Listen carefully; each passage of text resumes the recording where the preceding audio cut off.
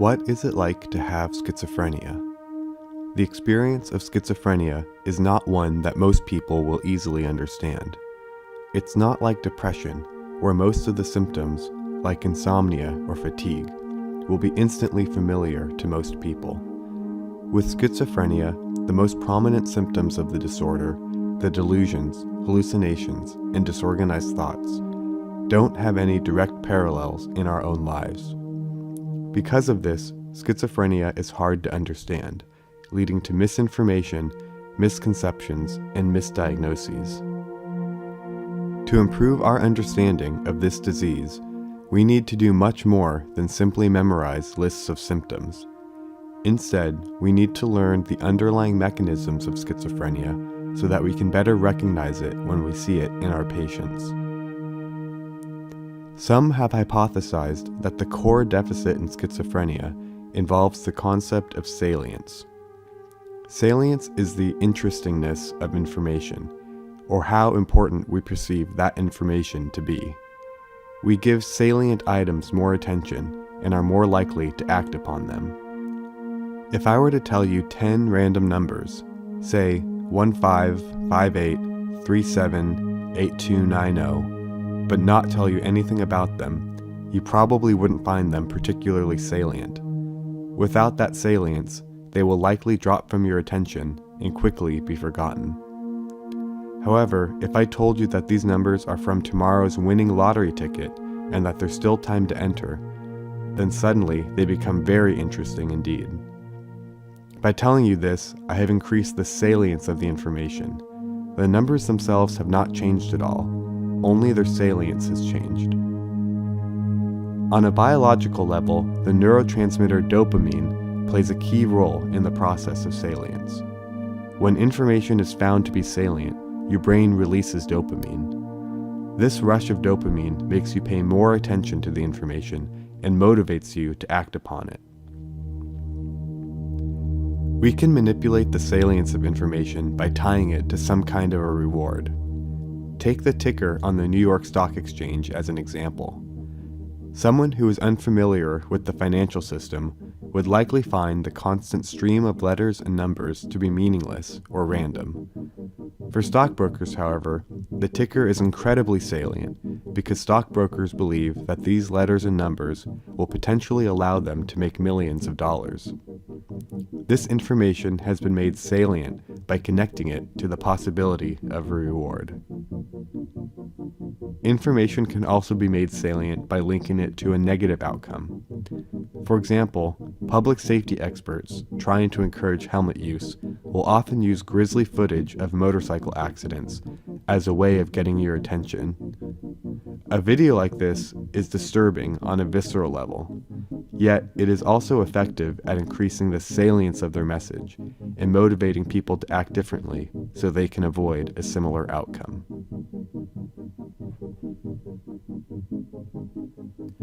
Our brains use salience to filter incoming information. We take in an enormous amount of information every day. Within 30 minutes of waking up, most of us have already read the news, checked the weather forecast, browsed social media, and listened to music. If we gave our full attention to all of these things, we would quickly become overwhelmed and incapacitated. Instead, we quickly move on from information that has no direct relevance to us. From this morning's information, your brain might interpret only the weather report as salient, as forgetting to bring an umbrella will leave you cold, wet, and miserable. The other information is found to have no particular significance, so it is filtered out and quickly forgotten. This is a complex process, yet our brains do it instantly, automatically, and unconsciously, thousands of times per day.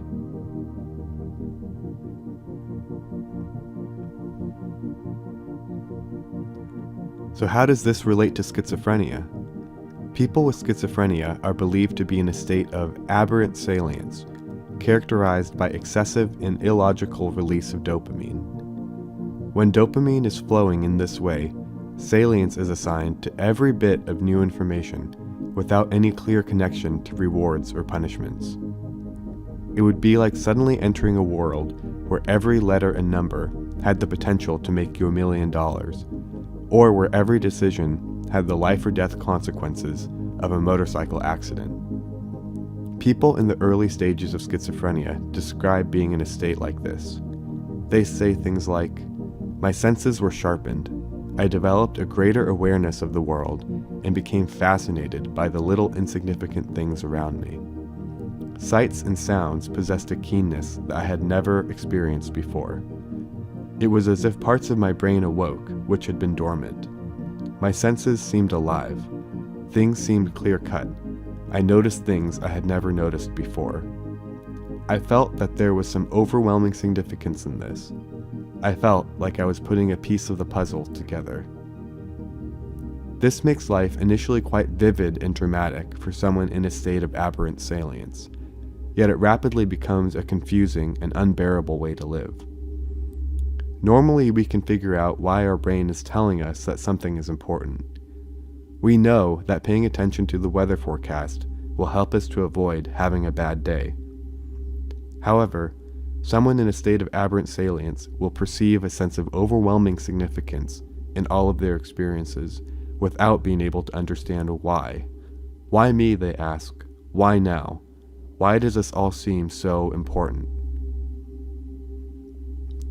To make sense out of this experience, people with schizophrenia will begin to develop explanations for why each piece of information suddenly feels so important, so relevant, so personally significant.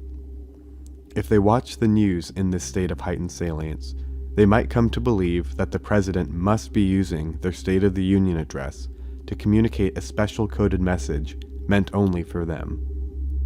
When listening to music, they may get the feeling that there must be a reason why that particular song came on the radio at that exact moment.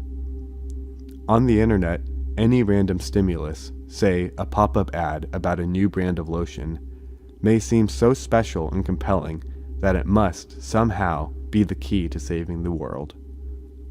To everyone else, these ideas sound, frankly, psychotic.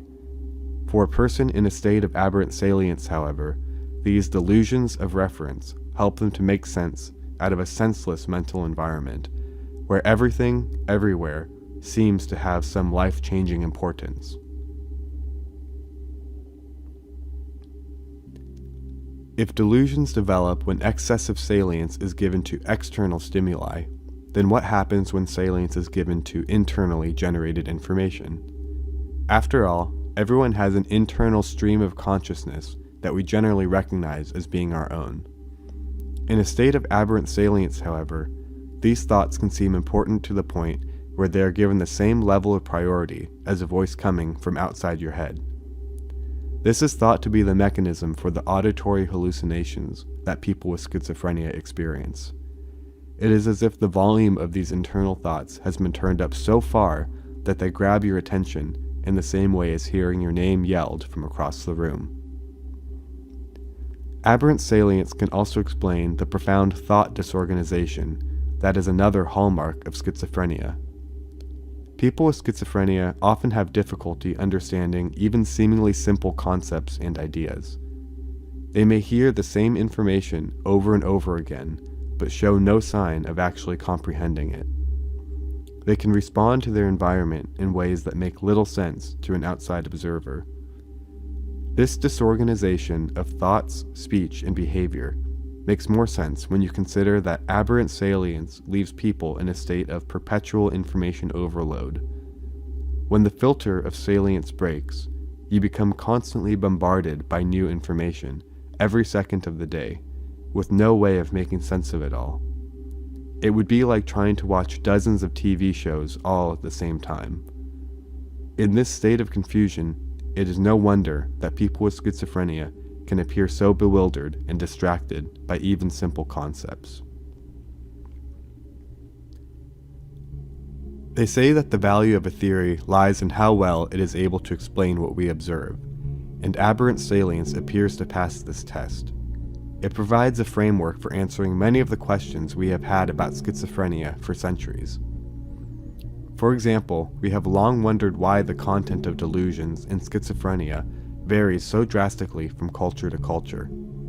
Someone in a modern city is more likely to believe that satellite waves are broadcasting their thoughts than someone from a rural area who is more likely to say that their thoughts are being stolen by a neighbor's curse.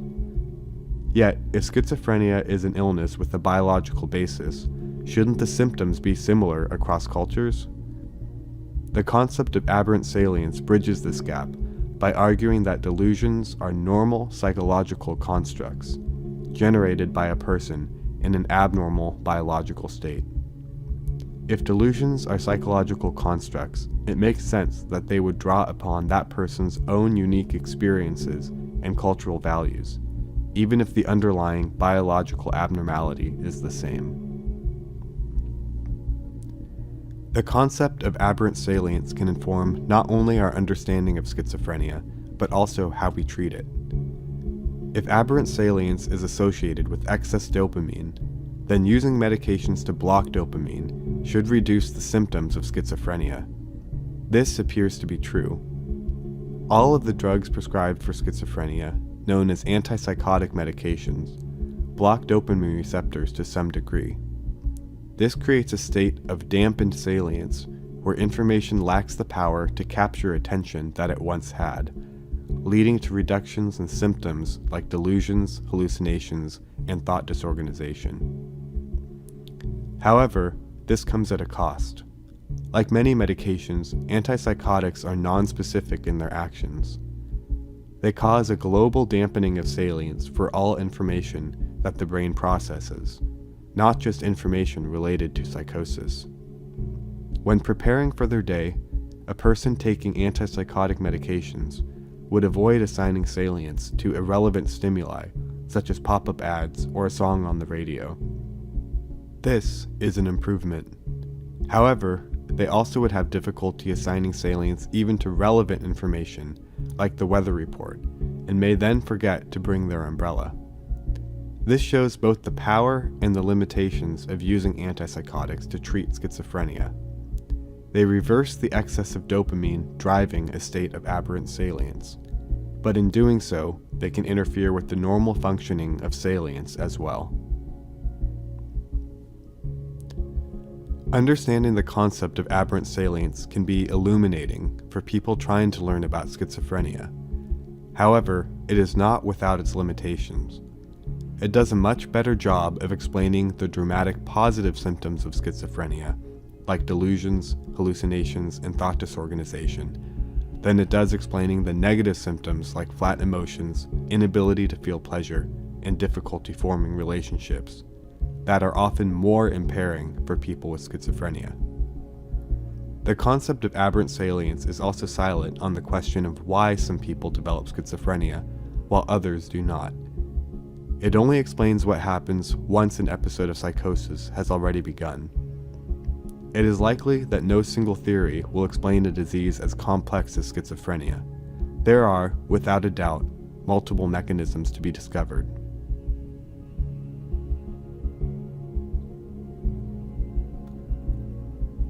What is it like to have schizophrenia?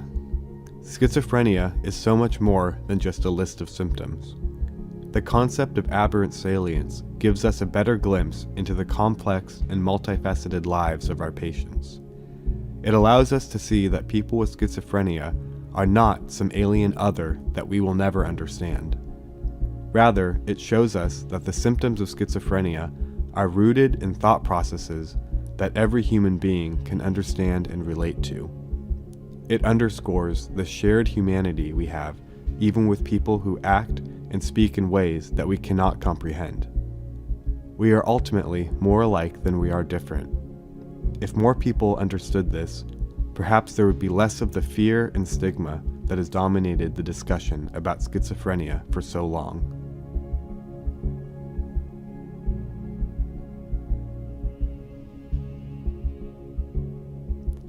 Hi everyone, I hope you gained something from this latest video. I strongly encourage anyone with an interest in schizophrenia, or mental health in general, to read the paper that inspired this talk. I'll put the link down in the description. As always, if you have any thoughts on this video, or suggestions for future content, let me know. You can also check out my other videos on YouTube, or my book Memorable Psychopharmacology on Amazon. Thanks for watching.